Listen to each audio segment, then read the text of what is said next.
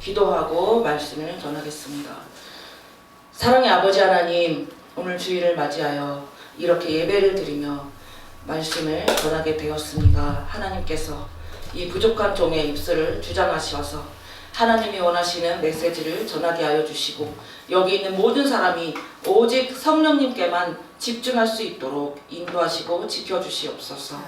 이 모든 것을, 이 모든 시간을 주님께서 주장하여 주시기를 바라옵고 예수님의 이름으로 기도드립니다. 아멘. 아멘. 예, 오늘 말씀의 제목은 하나님의 진노를 피하는 길이라는 제목으로 말씀을 증거하려고 합니다. 성경을 보다 보면은 화 있을진저 이러면서 이렇게 뒤에 또 설명하는 글들을 많이 보았을 것입니다. 제가 검색해 보니까요, 무려 한 16권 정도가 나오더라고요. 화 있을진저 하고 그 뒤에 설명되는 그 내용들은 다 공통점이 있습니다. 그렇게 살면 지옥 간다 라는 제목들입니다. 우리가 어떻게 해야지 이 세상을 한 세상 살면서 하나님이 기뻐하시는 인생을 살고 또한 하나님의 진노를 사는 짓을 하지 않을 것인가 항상 고민하고 또 고민을 해야 될 것입니다. 제가 어렸을 때부터 부흥회를 많이 참석했습니다. 77년도부터 부흥회를 참석해가지고 한 79년도부터 기억이 납니다. 79년도에 제가 3살이 되던 해인데 하나님께서 저에게 70년대 부흥회 분위기를 기억하게 하시려고 기억을 주신 게 아닌가 생각이 됩니다.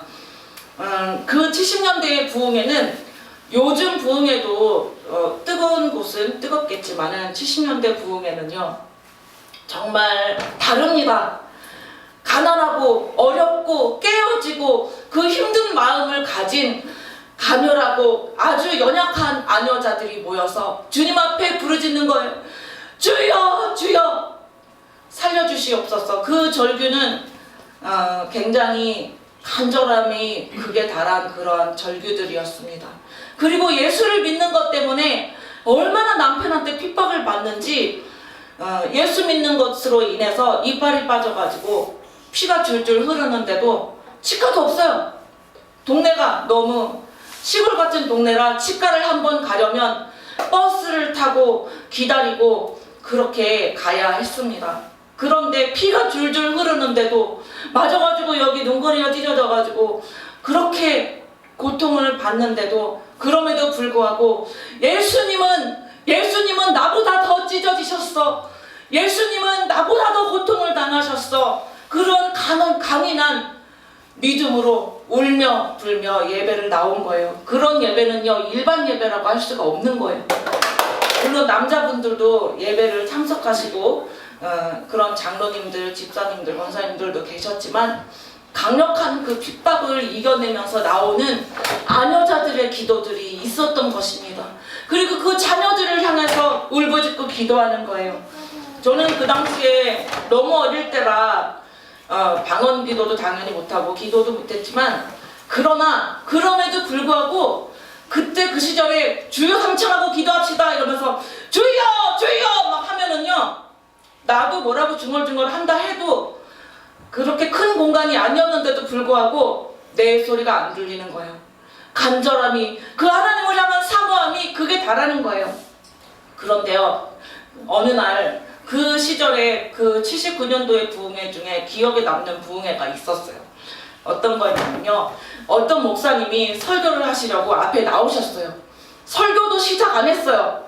그런데 뭐라고 한마디 하시냐면 야 이 개 같은 년아 이러시는 거예요. 어린 마음에 깜짝 놀랐어요. 왜 강대성에서 무슨 일이시지? 그렇게 생각했어요. 그런데 바로 그 순간에 야 이 개 같은 년아 하는데 저쪽에서 전도를 받아서 온 분인지 어떤 분인지 어른들을 내가 잘 몰랐으니까 그런데 회개가 터지고 막 울기 시작하는 거예요. 그 개 같은 년이 나였다면서 막 떼굴떼굴 부르고 울고 불고 막 눈물이 콧물이 입에 들어가는지 어디에 들어가는지 모르게 그렇게 다른 설교 하지도 않았어요. 예수를 잘 믿어라 뭐 엄청난 그런 미사 여구와 같은 설교가 아니었어요. 그 당시에 그 설교는 진짜 성령의 검을 집행하는 설교가 있었던 거예요. 목사님들이요, 여기도 목사님들이 계시고 저도 마찬가지지만 설교를 할 때에 사람들이 원하는 설교를 할 것이 아니라 여기 계신 모든 설교자들은 사람들이 욕하고 사람들이 싫어하더라도 만약 하나님이 원하시는 설교면은 집행을 해야 된다는 것입니다. 그렇게 욕을 했지만 사실 사람을 향해 욕하는 게 아니고요, 그 사람을 쥐고 있는 악한 마귀를 향해서 마귀를 야단치는 거예요. 예수님도 성경 속에서 예수님이 욕을 하는 장면이 나오잖아요.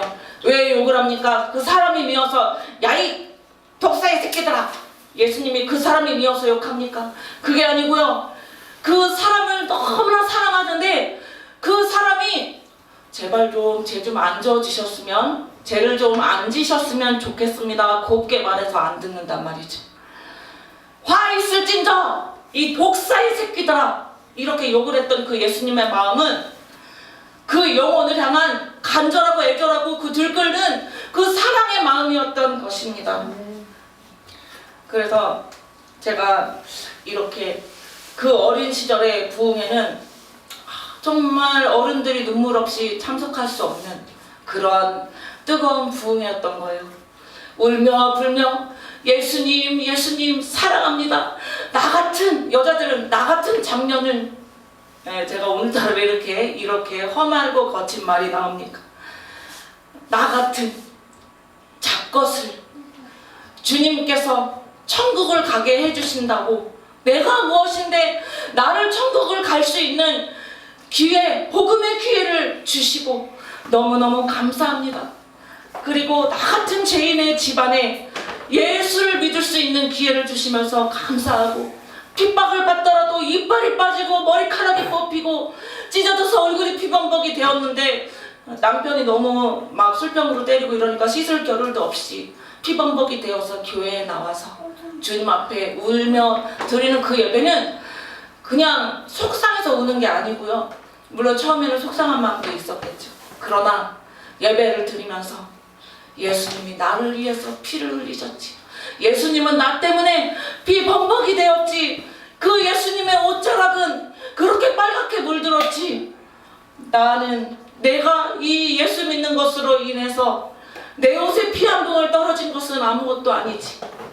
그렇게 예수님을 떠올리는 그러한 귀한 예배들이 있었던 것입니다. 그런 그 70년대에 그 예수님의 피를 떠올리는 그 예배들이 모여서, 그리고 또한 그 예배 가운데 받은 은혜가 감격이 너무너무 감사해서 주님 앞에 그 작은 것을 전부, 자기 집안에 있는 이 전부도 갖고 오고 하나님 앞에 몰래 남편 몰래 또 아들 몰래 자녀 몰래 조금씩 반짝껏 아껴가며 전략했던 그 코 묻은 그 돈을 주님 앞에 가지고 나와서 또 내 돈 내면서 울어요. 왜? 그 은혜가 너무 감사해서, 나에게 주신 것 있어서 감사합니다.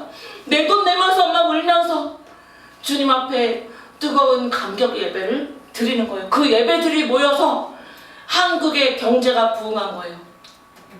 하나님 앞에 심는 자들에 의해서 한국 경제가 움직였다는 사실 아닙니까? 네. 그 한국 경제의 움직임은 바로 우리 정치 경제 시간에 배우죠. 한국 경제, 모든 세계 경제는 보이지 않는 그 손이 있다고. 네, 보이지 않는 그 손이 누굽니까? 하나님 아버지의 손입니다. 그 아버지의 손에 의해서 세계 경제가 돌아가고, 아버지 앞에 아끼지 않는 자, 심는 자, 그를 위해서 이 세계 경제가 돌아가고 있다는 것입니다. 여러분들, 나는 이렇게 하나님 앞에 그래도 나름대로 교회도 다니고 헌금 생활도 하는데 왜 나는 부자가 아닙니까? 삼성 같은 부자는 교회도 안 다니고 원부지교를 심지어 다닌다는데 그 사람들은 왜 부자입니까?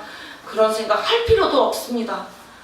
그들이 주님 앞에 돌아오지 않으면 그들의 결말은 화 있을진저 라는 것입니다. 너무너무 불쌍한 그 인생, 돈이 많아도 예수 그리스도가 없으면 그 불쌍한 그 인생을 부러워할 것이 아니라, 우리는 예수 그리스도로 충만한 그 인생을 부러워하며 어떻게 해야지 내가 매 순간 성령이 충만할 수 있을까, 이런 것을 고민하며 우리가 살아야 할 것입니다. 아멘. 제가 정강훈 목사님 설교를 아마 작년서부터 많이 듣기 시작했던 것 같아요. 물론 우리 박신영 목사님이 들어보라고 또 그렇게 말씀을 하셔서 듣기도 했고요. 물론 정강훈 목사님이라는 분이 있다는 것은 그 전에도 들어서 알고는 있었습니다. 그런데 이 목사님의 설교를 들으면서 너무 반가웠어요. 왜냐하면 70년대 부흥사 같은 그런 목사님이 아직 계시구나, 그런 생각이 들었습니다. 뭐 종종 개 같은 문제이나 막 이러면서 욕도 하고 그러시기는 했지만 어떻습니까? 진짜 그 욕하는 그 이유는 미워서, 짜증나서, 사람들이 미워서 이 개 어쩌고야, 머리카락을 다 잡아뜯어, 뭐를 떼어, 뭐 등등 이런 얘기를 하는 그 뒷면에는 회개했으면 좋겠는 거예요. 그 사람들 각자를 쥐고 있는 이 악한 마귀 새끼가 다 떨어졌으면 좋겠는 거예요.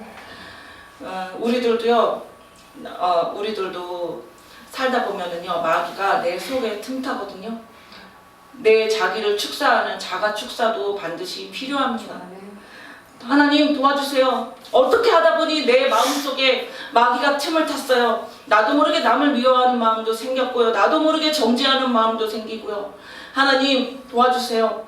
내 속이 성령으로 충만할 수 있게 하나님 역사하여 주시옵소서. 우리 모두가 다 그런 기도를 해야 될 것입니다. 조금 피곤하신 분이 계신가 봐요. 좀 이렇게 어깨도 좀 이렇게 하시고, 네, 피곤해하지 마시고